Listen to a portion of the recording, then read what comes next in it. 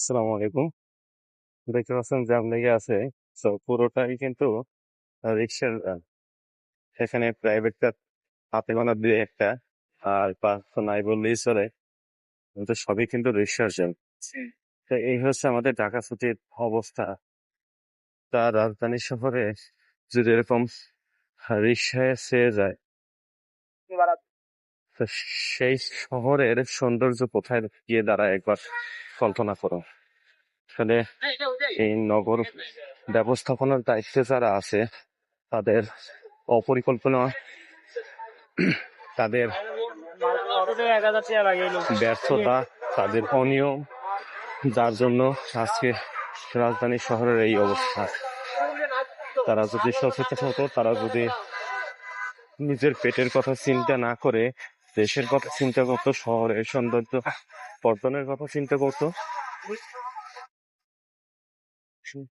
তাহলে আজকে শহরের এই দশা হতে পারতো না। ধানমন্ডির মতো একটা অভিজাত এলাকায়, ধানমন্ডির মতন একটা অভিজাত এলাকায় যদি এই অবস্থা হয়, তো অন্যান্য এলাকার অবস্থা কি একবার কল্পনা করুন। সিটি কর্পোরেশনের উচিত এবং সরকারের উচিত একটা একটা পরিকল্পনা মাফিক এই বিষয়গুলোকে নিয়ন্ত্রণে রাখা, এবং সিটির ভিতরে একটা সিটি সার্ভিস চালু করা উচিত।